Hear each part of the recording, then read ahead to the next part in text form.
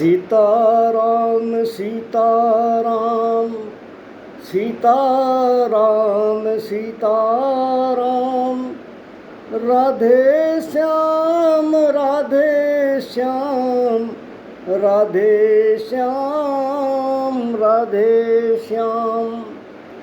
सुबरण को ढूंढत फिरत कवि व्यभिचारी चोर, चरण धरत धड़कत हियो नेक न भावत सोर।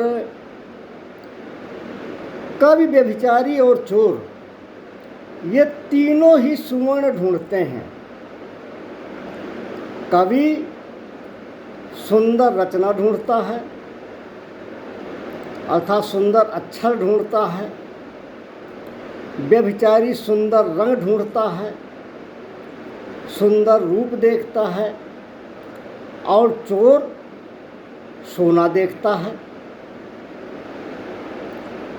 सुवर्ण का तात्पर्य सुंदर अक्षर, सुंदर रंग और सोना, ये तीनों ही होता है।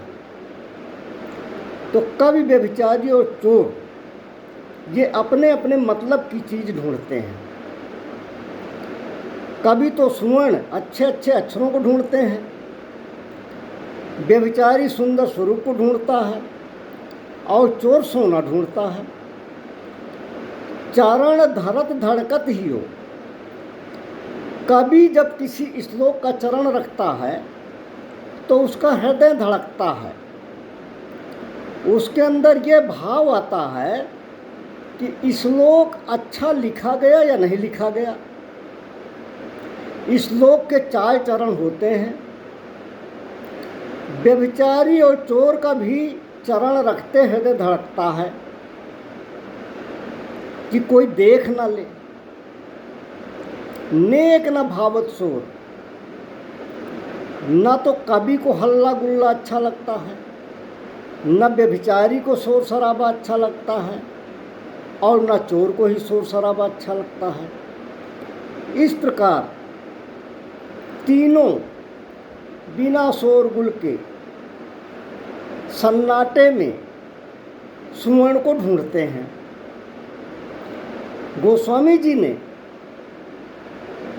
परम पूज्य गोस्वामी तुलसीदास जी ने इसी का अभिप्राय इस दोहे में व्यक्त किया है। कामी ही नारी पियारी जिमी, लोभी ही प्रिय जिमी दाम, तिमि रघुनाथ निरंतर, प्रिय लागहु मोहि राम। गोस्वामी जी ने इस दोहे रूपी उदाहरण से श्री रामचंद्र भगवान का रूप लिया और कहा लोभी प्रिय जिमि दाम। लोभी को जिस तरह दाम प्यारा लगता है, धन प्यारा लगता है, उसी प्रकार हमें भगवान प्यारे लगे। लोभी को सुंदर रूप नहीं, लोभी को रुपयों की धन की संख्या प्यारी लगती है।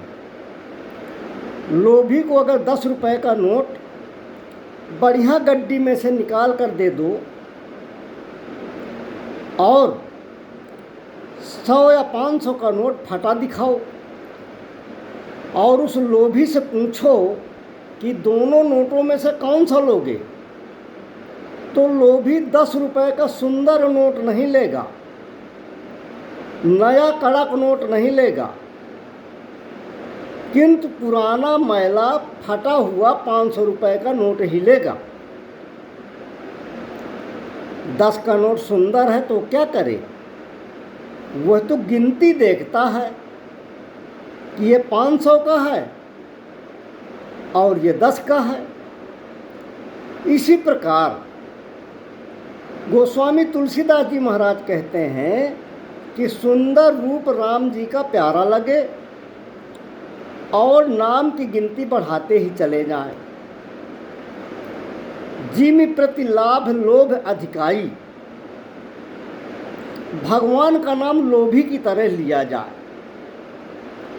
जिस प्रकार लोभी को जितना लाभ होता है उससे उसका लालच बढ़ता ही जाता है, इसी प्रकार प्राणी के अंदर यह भावना हो कि जैसे जैसे वो भगवान का नाम ले, भगवान का नाम लेने की लालसा उसके अंदर लोभी को जिस तरह दाम बढ़ाने की लालसा होती है, उसी प्रकार से नाम लेने की लालसा बढ़े। यहाँ जो दो दृष्टांत बताए गए, उसका तात्पर्य यह है कि इन दो पर ही लोग आकर्षित होते हैं, धन पर और रूप पर। एक तो स्त्री और एक रुपयों की गिनती। अब इन दो की जगह क्या करें?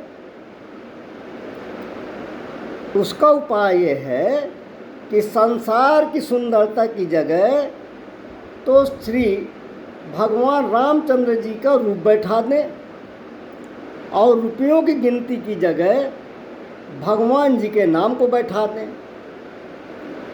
इस तरह दोनों की खाना पूर्ति हो गई। सुंदरता भगवान के रूप की और गिनती उनके नाम की, दोनों की पूर्ति हो गई। तिमि रघुनाथ निरंतर प्रिय लागो मोहिरा। किंतु ये भगवान के नाम को बिठाना और भगवान के रूप को बिठाना ये निरंतर होना चाहिए, क्योंकि अगर निरंतर नहीं होगा तो गलती रह जाएगी। सांसारिक रुपए हैं तो प्यारे और अच्छे भी लगते हैं, परंतु जब जांच आ जाती है कि 2 नंबर के रुपए भीतर रखे हैं, इधर पुलिस आ जाती है या कोई एजेंसी आ जाती है, तो मन में ये इच्छा होती है कि ये रुपए ना होते तो अच्छा था। रुपयों का लोभ होने पर भी वह संकट पड़ने पर रुपयों को नहीं चाहता। इसी तरह भोगों को भी निरंतर नहीं चाहता है। गोस्वामी जी ने दृष्टांत देने में ध्यान रखा कि साथ में नहीं न आ जाए कहीं। कामी और लोभी को रूप और दाम प्यारे तो लगते हैं, पर प्रीता में कभी कभी अंतर भी आ जाता है। किंतु हमारे श्री रघुनाथ जी के रूप और नाम की प्रीता में कहीं अंतर न पड़ जाए। इसलिए भगवान के नाम का जाप होता रहे और मन में श्री भगवान के श्री विग्रह का ध्यान होता रहे। मन खिंच जाए बस राम नाम में, जीवन का परम कल्याण हो जाएगा। बोलिए जय श्री सीताराम, जय श्री राधे कृष्ण।